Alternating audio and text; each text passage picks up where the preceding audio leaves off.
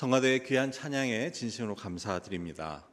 왕이신 하나님께서 그 찬양을 들으시고 또 홀로 영광 받으시고 기뻐하셨으리라 확신합니다. 여기 오신 우리 모두도 늘 우리의 삶을 통해 왕이신 하나님께 영광을 돌리고 또 그 다스림을 받는 귀한 은혜의 삶들이 되시기를 주님의 이름으로 간절히 축원합니다. 오늘 본문은 느헤미야의 기도에 대한 말씀입니다. 느헤미야는 우리가 상대적으로 많이 읽어본 책이 아니기 때문에 그 이름도 낯설다고 할 수 있습니다. 느헤미야란 이름의 뜻은 하나님께서 위로하신다라는 뜻입니다.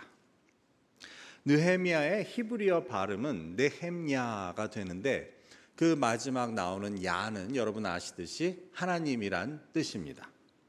그리고 그 앞에 네헴은 위로하다라는 뜻의 히브리어로부터 나온 단어입니다.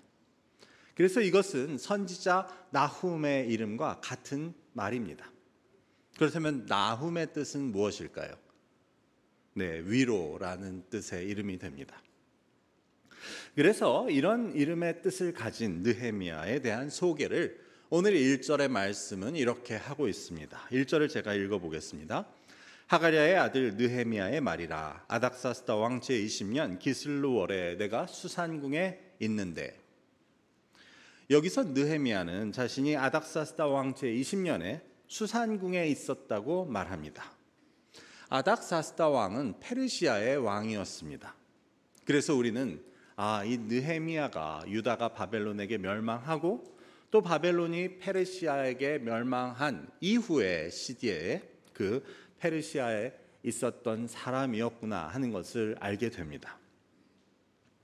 그리고 느헤미야는 자신이 수산궁에 있었다고 말합니다. 수산은 현재 이란의 서부 아와즈에 해당하는 곳으로 페르시아만 북쪽에 위치한 도시입니다. 그래서 이곳은 고대 페르시아의 왕들이 겨울을 나는 그 겨울 거주지였다고 합니다. 그래서 이 1절 말씀을 통해 우리가 알게 되는 것은 느헤미야는 먼저 유대인으로서 유다를 멸망시켰던 바벨론이 페르시아에게 망한 후 그 페르시아의 왕 아닥사스다의 궁정에서 그 왕을 섬기고 있었던 유대인이라는 것을 알게 됩니다. 그런데 그 시기를 보면 느헤미야는 포로로 끌려간 사람이 아니었습니다. 이스라엘이 멸망한 뒤에도 한참 뒤에 포로의 후손으로서 그 페르시아 땅에서 태어난 유대인이었음을 우리는 알게 됩니다. 그런데 그 느헤미야는 오늘 말씀에서 유다에서부터 온 그러한 동족 형제인 하나니로부터 그곳의 소식을 듣게 됩니다. 아니 오늘 말씀을 보면 먼저 느헤미야가 그 유다 땅에서 온 하나니라는 사람을 만나자 그 유다와 예루살렘에 대한 형편을 묻습니다. 그러자 하나니의 대답은 사로잡힘을 면하고 그곳에 남은 자들이 환난과 능욕을 당하고 그 성벽은 무너지고 그 성문은 불타게 되었다고 하는 소식을 전합니다.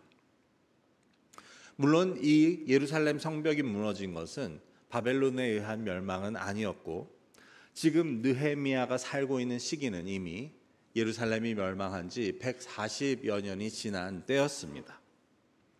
그래서 그 이후에 이미 페르시아 왕 고레스가 포로들을 유다 땅으로 돌려보냈고 포로에서 돌아온 자들은 예루살렘에 무너진 성전을 다시 건축합니다.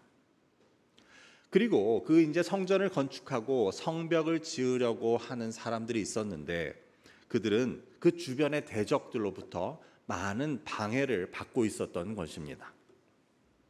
그래서 그들이 어렵게 재건하려고 하는 성벽을 그 대적들이 무너뜨리고 또 그곳 사람들 역시 대적들로부터 환난과 어려움을 당하고 있다는 소식을 하나니는 전하고 있었습니다. 느헤미야는 얼마나 화가 나고 답답했겠습니까? 그가 유다 땅으로 온 사람을 붙잡고 그 예루살렘의 소식부터 물었다는 것은 그는 늘 그 예루살렘의 상황을 염려하고 있었다는 것을 보여줍니다. 그렇기 때문에 그는 예루살렘의 그런 소식을 듣고 너무나도 안타깝고 가슴이 아플 수밖에 없었습니다. 그래서 느헤미야는 그 소식을 듣고 어떻게 합니까? 오늘 4절의 말씀은 이를 보여줍니다. 내가 이 말을 듣고 앉아서 울고 수일 동안 슬퍼하며 하늘의 하나님 앞에 금식하며 기도하여. 이처럼 느헤미야는 앉아서 울고 수일 동안을 슬퍼합니다. 그리고는 금식하며 하나님 앞에 기도하고 있었습니다. 느헤미야는 사실 너무나도 답답하고 화가 나는 마음에 뭐라도 해보려고 그 방법을 찾아 나설 수도 있었습니다.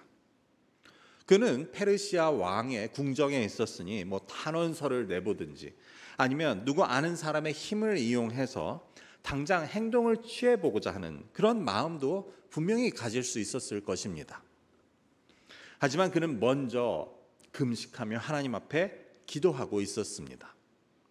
그리고 이 느헤미야의 기도를 통해 우리는 하나님께서 일하시는 것을 보게 됩니다. 그래서 오늘 우리는 이 느헤미야의 말씀을 나누며 우리가 해야 할 기도, 하나님을 움직일 수 있는 그러한 기도에 대해 함께 나누고자 합니다. 느헤미야의 기도는 우리에게 무엇을 가르쳐주고 있는지, 하나님께서는 이를 통해 우리가 어떤 기도를 드려야 한다고 말씀하시는지를 함께 나누고자 합니다. 그래서 이를 통해 우리 모두가 하나님께서 들으시는 기도, 하나님을 움직이는 기도를 할 수 있는 자들이 될 수 있기를 바라는 것입니다. 먼저 오늘 말씀은 우리가 공동체와 사회, 그리고 더 나아가서 이 시대로 인해 아파할 수 있는 자가 되어야 한다는 것을 보여줍니다. 우리의 현실, 우리가 처한 이 마지막 때의 상황을 우리는 영적인 눈으로 볼 수 있어야 하고, 그리고 그것으로 인해 내가 아파할 수 있는 사람이 되어야 합니다. 느헤미야의 경우 그가 들은 유다 땅의 소식은 사실 자기와 멀리 떨어진 이야기일 수 있었습니다. 그리고 그는 유다 땅의 그 소식을 듣기 전에는 거기서 무슨 일이 일어나던 문제없이 살고 있다고 할 수도 있었습니다. 다시 말해 예루살렘 성이 무너지고 성문들이 불타고 거기 사람들이 어려움을 당하고 있어도 이 페르시아의 수산궁에서 살고 있는 느헤미야에게는 아무 영향도 아무 문제도 없었다는 것입니다. 하지만 멀리 그 예루살렘과 유다의 소식을 들은 느헤미야는 그곳의 일로 인해 수일간 안타깝고 가슴 아파 슬퍼하며 울며 그리고 금식하고 있었던 것입니다. 물론 이것은 느헤미야가 평소에도 그 유다와 예루살렘에 대해서 늘 염려하고 또 그것을 위해 기도하고 있었기 때문이었을 것입니다. 그러니 유다 그곳에서 온 사람이 있다고 하자 그를 붙잡고 제일 먼저 그곳의 사정을 물은 것이고, 그곳의 안 좋은 소식을 들은 느헤미야는 이처럼 가슴 아파하며 울며 금식을 할 수밖에 없었습니다. 우리의 경우도 하나님의 백성인 우리는 영적인 눈을 가지고 이 우리가 처한 현실을 깨닫고 또 아파할 수 있어야 합니다. 그래서 이 마지막 때의 상황과 현실에 대해 안타까워하고 그것 때문에 내 가슴이 아픈 그러한 사람들이 될 수 있어야 합니다. 사실 우리도 얼마나 안타까운 소식들을 듣고 있습니까? 매일 이런 소식을 듣고 있지 않습니까? 지난 한 주, 일주일 동안만 해도 러시아의 미사일 공격으로 적어도 23명의 우크라이나 민간인 사상자가 발생했습니다. 역시 지난 주 중에는 민간인이 경찰에게 맞아 죽는 영상이 공개되어 우리 모두의 가슴을 아프게 했습니다. 뿐만 아니라 올해 지난 한 달 들어 이스라엘과 팔레스타인 사이의 분쟁으로 팔레스타인에서 35명, 이스라엘에서 6명이 목숨을 잃었다는 것입니다. 어쩌면 이런 일들은 우리와 상관없는 일들로 여겨질 수도 있습니다. 왜냐하면 우리에게 직접적인 영향이 없을 수도 있기 때문입니다.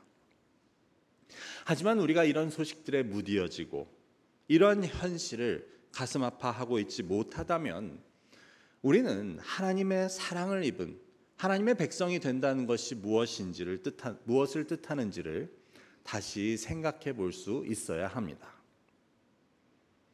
예수님께서는 이 땅에 오셨을 때 이 땅의 병든 자, 가난한 자, 이 땅의 죄인들을 그냥 지나치지 못하셨습니다. 그들로 인해 가슴 아파하시고 그들을 긍휼히 여기시고 그래서 그들과 함께 하셨던 것을 우리는 보게 됩니다. 사실 예수님께서 이 땅에 오신 그 사건 자체도 바로 하나님의 긍휼히 여기심과 사랑 때문이었습니다. 우리 인간이 그렇게 정말 성경이 보여주듯 끊임없이 죄를 짓고 늘 하나님을 떠나고 늘 하나님을 반역하는 것이 밉지 않으셨을까요? 한두 번도 아니고 나중에는 무뎌져서 그냥 포기하는 마음이 들지 않으셨을까요? 하지만 하나님께서는 우리를 긍휼히 여기시되 한없이 긍휼히 여기십니다. 그래서 우리를 괘씸히 여기는 그 마음보다 우리로 인해 안타까워하시며 가슴 아파하는 마음이 훨씬 크신 그런 하나님이었습니다. 그래서 그 아들을 보내서 우리를 대신하게 할 만큼 우리를 긍휼히 여기고 우리로 인해 가슴 아파하신 하나님이십니다. 이런 생각을 해봤습니다. 하나님께서 그 아들 예수를 이 땅에 보내서 그 예수님이 십자가에 달려 돌아가시는 것을 볼 때 얼마나 가슴이 아팠을까? 그러면 하나님은 어떻게 그렇게 하실 수 있었을까? 그런데 생각해보면 하나님이 지으신 우리 인간의 죄와 어리석음으로 인한 하나님의 아픔이 얼마나 크셨으면 그 아들을 보내기로 결정하셨을까 하는 생각을 해보게 됩니다. 바울은 에베소서 2장에서 이렇게 말합니다. 3절부터 5절까지를 제가 읽어보겠습니다. 전에는 우리도 다 그 가운데서 우리의 육체의 욕심을 따라 지내며 육체와 마음이 원하는 것을 하여 다른 이들과 같이 본질상 진노의 자녀이었더니 긍휼이 풍성하신 하나님이 우리를 사랑하신 그 큰 사랑을 인하여 허물로 죽은 우리를 그리스도와 함께 살리셨고 너희는 은혜로 구원을 받은 것이라. 진노의 자녀일 수밖에 없었던 우리가 받은 이 구원의 은혜는 이처럼 하나님의 긍휼하심과 그 크신 사랑으로 인한 것이었습니다. 그래서 그 아들이신 예수님께서 오셨을 때 그분께서 보여주신 것도 바로 이러한 하나님의 마음이었습니다. 무리를 보시고 긍휼히 여기시고 가슴 아파하시는 그런 예수님의 모습을 우리는 보게 됩니다. 그래서 이러한 긍휼히 여기심과 사랑을 받아 구원함을 입은 우리가 하나님의 자녀가 된 우리가 다른 이들을 긍휼히 여기지 못하고 다른 이들로 인해 우리가 가슴 아파하지 못한다면 우리는 우리가 하나님의 사랑을 입은 자들이라고 말하기 힘든 것이 아닌지 생각해 보게 되는 것입니다. 이 지구상에서 일어나는 전쟁과 기근, 테러와 자연재해로 인한 그 고통들뿐 아니라 우리 사회 속에서도 동성애와 낙태, 인종차별과 총기 사고 등의 문제로 이 사회가 고통을 겪는 가운데 우리는 살아가고 있습니다. 아니 국제 문제, 사회 문제는 둘째치고라서 우리는 나와 함께 예배드리는 우리 교우들이 겪는 질병과 어려움으로 인해 나는 과연 얼마나 안타까워하고 가슴 아파하고 있는지 오늘 말씀을 통해 돌아보게 됩니다. 우리는 그로 인해 울며 금식하며 기도하고 있습니까?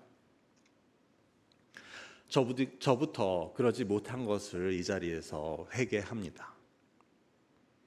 하지만 우리는 그러지 못해도 하나님께서는 분명히 그로 인해 그 모든 일들로 인해 지금도 가슴 아파하고 계실 것입니다. 그렇다면 하나님의 자녀인 우리도 하나님의 그 크신 사랑과 긍휼하심으로 구원을 받은 우리도 이런 모든 것들로 인해 가슴 아파하는 것이 맞는 것이 아닙니까?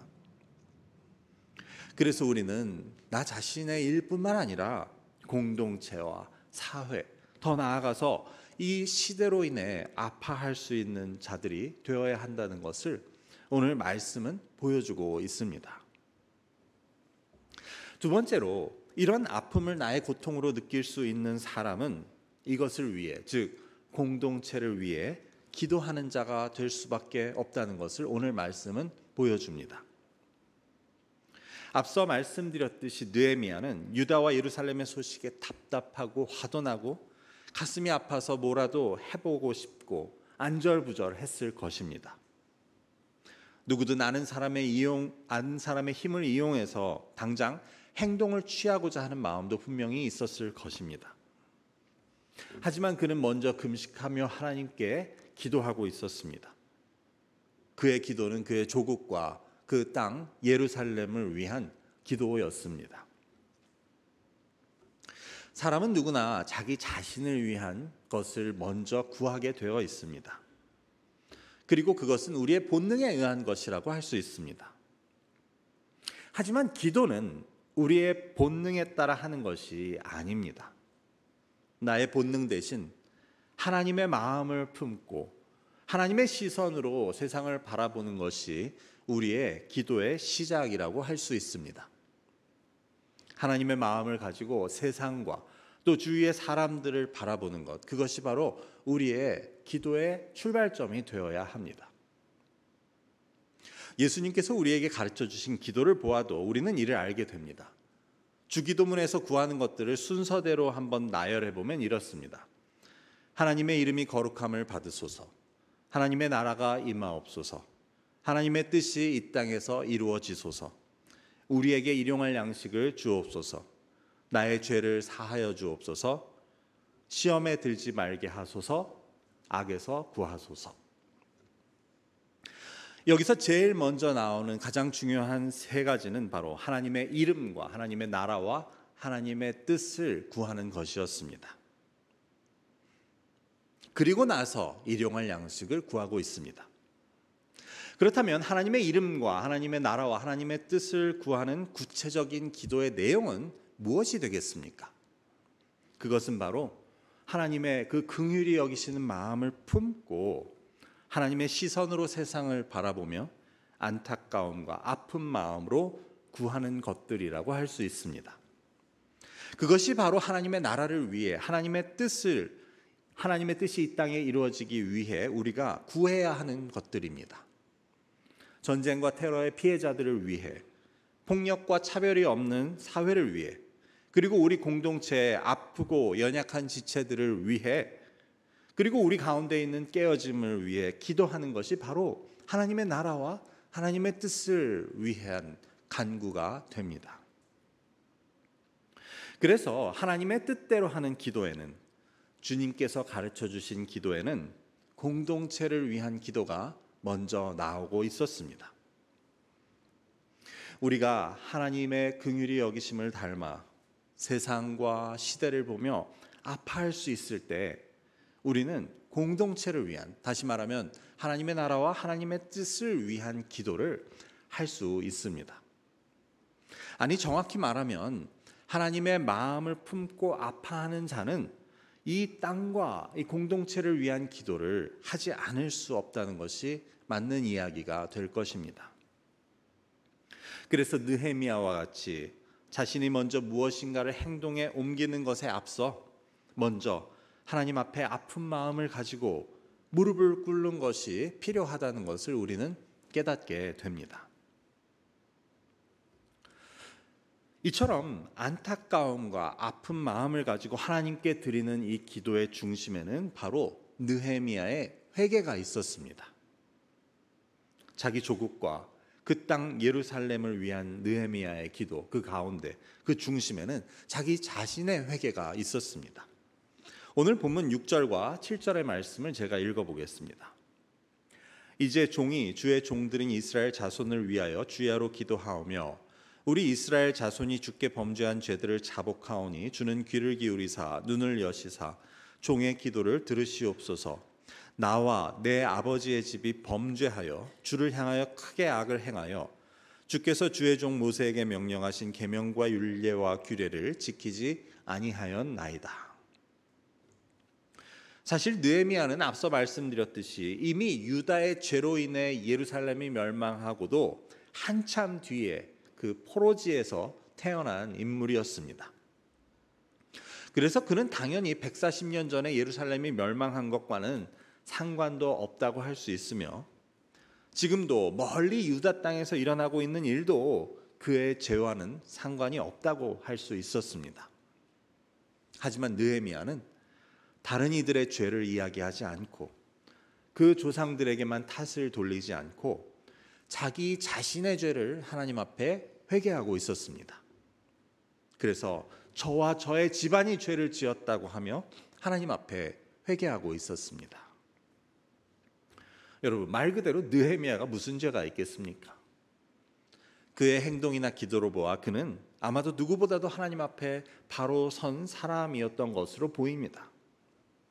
하지만 그는 그 공동체의 죄를 자신이 끌어안고 기도하고 있었습니다. 그래서 스스로 회개합니다. 내가 범죄하였다고, 나와 내 집이 죄를 지었다고 고백하고 회개하고 있었습니다.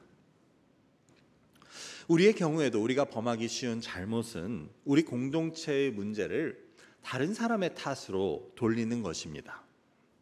사회의 문제도 그렇고 교회의 문제도 다르지 않습니다.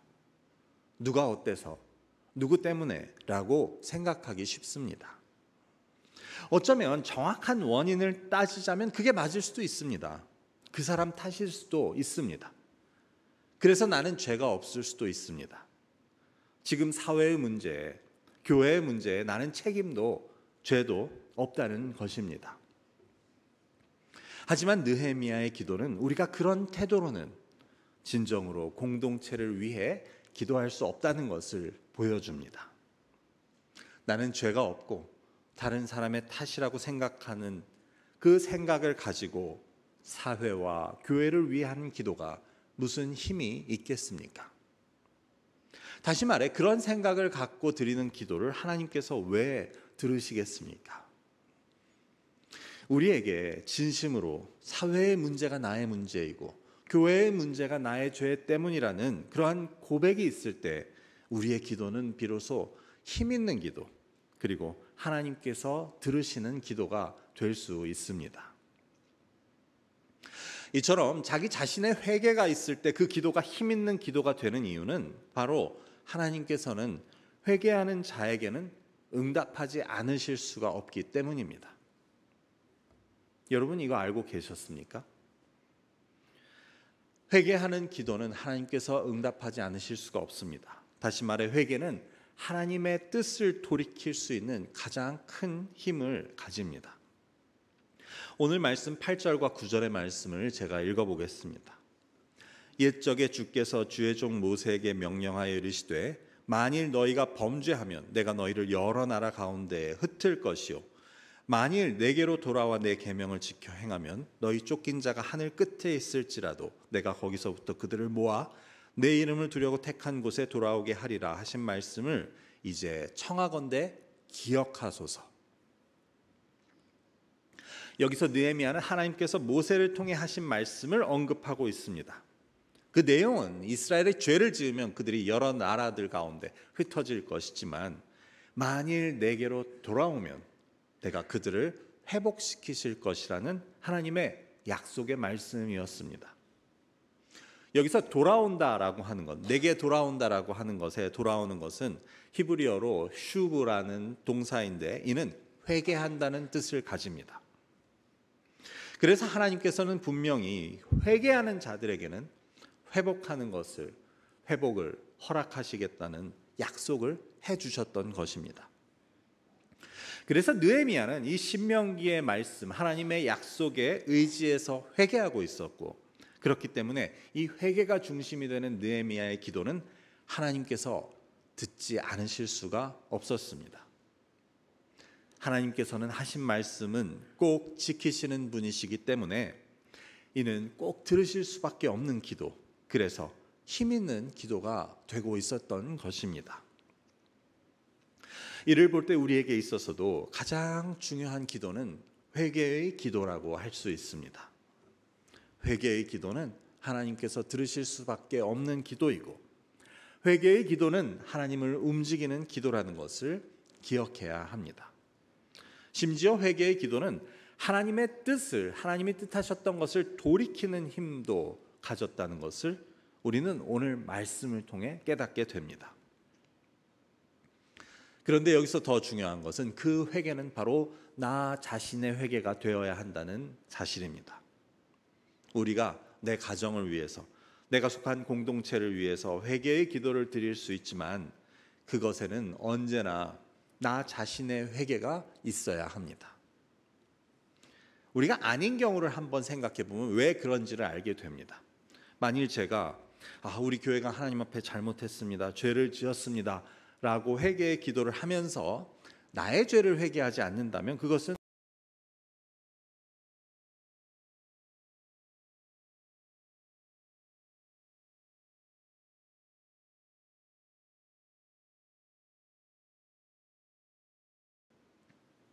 나의 회개가 없는 공동체를 위한 회개의 기도는 그래서 회개가 될 수 없습니다. 그것은 잘못하면 모두 남의 문제이고 나는 의롭다라고 하는 바리새인의 기도가 될 수 있습니다. 그래서 우리는 내 회개가 없으면 그것은 공동체를 위한 기도가 회개의 기도가 될 수 없다는 것을 기억해야 합니다. 느헤미야는 이스라엘의 죄를 고백하며 자신이 회개하고 있었습니다.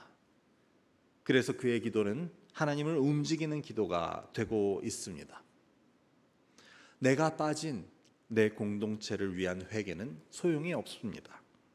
나의 회개가 있어야 하고 여기에는 진짜 나의 죄, 내가 문제의 원인이라는 그러한 인식과 고백이 있어야 한다는 사실입니다. 여러분께서는 아마 한국 기독교 역사에 있어서 유명한 1907년에 있었던 평양 대부흥 운동에 대해서 들어보셨을 것입니다. 이는 평양 장대현 교회에서 열린 사경회에서 시작된 것으로 마지막 날의 전날 집회, 밤 집회에서 길선주 장로님은 그 자리에 모인 600명이 넘는 회중 앞에서 자신의 죄를 고백합니다. 그 바로 전해에 세상을 떠난 친구가 있었는데 그 친구가 임종을 하며 임종 당시 부탁하며 맡긴 당시 100불의 거금을 자신이 횡령했던 사실, 그냥 자기가 가졌던 사실을 고백하며 회개했던 것입니다. 그 유명한 장로가 그 앞에서 자신의 죄를 그렇게 고백하는 것을 보며 이를 시작으로 그곳에 모인 사람들은 너나 할 것 없이 각자가 지은 죄들을 고백해서 그곳에서는 기도와 통곡이 이어지게 됩니다. 그래서 이를 통한 부흥운동은 전국으로 퍼지게 되었고 이로 인해 조선 기독교에 있어서 큰 변화와 부흥이 있게 된 것입니다. 이처럼 나 자신뿐 아니라 내가 속한 가정이나 공동체 그리고 사회나 국가의 회복과 부흥을 위해서는 나 자신의 회개가 필요하고 나 개인의 회개로부터 모든 것이 시작된다는 것을 우리는 기억해야 합니다. 그래서 이것은 느헤미야의 기도뿐만 아니라 한국 기독교의 역사를 통해서도 확인되고 있습니다. 그래서 우리가 내가 속한 공동체, 나의 가정이나 나의 교회나 내가 속한 사회의 현실에 대해 만약 안타까움과 아픔을 가지고 있다면 우리는 가장 먼저 그 아픔을 가지고 하나님 앞에 무릎 꿇을 수 있어야 합니다. 그리고 그 기도에 있어서 가장 중요한 것은 회개입니다. 그것도 나의 죄를 회개하는 것입니다. 남을 탓하지 않고 다른 문제로 돌리지 않고 내 탓으로 여겨서 나의 죄를 하나님 앞에 낱낱이 고하며 회개하는 것이 필요합니다. 그렇게 할 때 너희가 내게로 돌이키면 반드시 내 뜻을 돌이켜 너희를 포로에서 돌아오게 하고 회복시키겠다라는 그 약속에 따라 하나님께서는 우리에게 긍휼과 자비를 베풀어 주시고 회복과 부흥을 허락하신다는 것을 우리는 믿고 기억해야 합니다. 이제 말씀을 맺고자 합니다. 오늘 느헤미야는 신명기의 하나님의 약속의 말씀을 붙잡고 기도하고 있었습니다. 만일 너희가 내게로 돌아와 내 계명을 지켜 행하면 너희 쫓긴 자가 하늘 끝에 있을지라도 거기로부터 내가 그들을 모아 내 이름을 두려고 택한 곳에 돌아오게 하리라. 그래서 느헤미야는 이 말씀을 붙잡고 하나님께 돌이키는 자신의 회개의 기도를 하고 있었습니다. 그 공동체의 현실을 아파하는 마음을 가지되 자신의 죄를 뉘우치고 돌이키는 회개의 기도를 하고 있었습니다. 그리고 하나님께서는 이제 그 느헤미야의 기도대로 그에게 응답하시고 그 백성을 위한 일을 하시는 것을 우리는 보게 됩니다. 오늘 말씀을 통해 여기 있는 우리 모두도 이 땅의 현실, 특별히 우리 교회의 모습을 두고 가슴 아파하며 안타까워하는 마음을 갖고 하나님 앞에 무릎 꿇고 기도하실 수 있기를 바랍니다. 아마 여기 계신 분들은 이미 이런 안타까운 마음은 다 가지고 계시리라 봅니다. 하지만 중요한 것은 그 안타까운 마음에 앉아서 남을 탓하거나 다른 사람을 비판해서는 우리에게는 결코 희망이 없다는 말입니다. 누구든지 안타까움과 아픈 마음을 가지고 있다면 하나님 앞에 내가 먼저 회개할 수 있어야 합니다. 이것이 나 때문이고 모든 것이 나와 내 집의 죄 때문이라는 느헤미야의 회개가 있어야 합니다. 그럴 때 우리에게 희망이 있고 우리에게는 하나님의 약속의 말씀에 따른 회복과 부흥의 역사가 허락될 것입니다. 모두 느헤미야와 같은 공동체를 위한 기도의 사람들이 되실 수 있기를 주님의 이름으로 간절히 축원합니다. 기도하겠습니다. 아버지, 오늘 그 멀리 자기 조국 그 예루살렘의 안타까움을 두고 하나님 앞에 눈물로 기도하되 먼저 자기의 죄를 고백하고 있었던 느헤미야의 기도를 보게 됩니다. 그리고 이러한 느헤미야의 기도는 하나님의 약속의 말씀에 따라 하나님께서 들으시고 응답하는 기도가 되고 있었음을 우리는 보게 됩니다. 아버지 하나님, 우리에게 하나님의 긍휼히 여기심과 사랑을 품은 안타까운 마음, 아픈 가슴이 있습니까? 아버지, 우리가 그것을 가지고 하나님 앞에 무릎 꿇을 때 우리의 죄를, 나 자신의 죄를 먼저 하나님 앞에 고백하게 하시고 이를 통해 우리의 기도에 따라 일하시는 하나님의 놀라운 회복과 부흥의 역사가 우리의 개인과 가정과 우리 교회와 또 이 사회 가운데 있을 수 있도록 주님께서 은혜를 베풀어 주옵소서. 감사하며 예수 그리스도의 이름으로 기도드립니다. 아멘.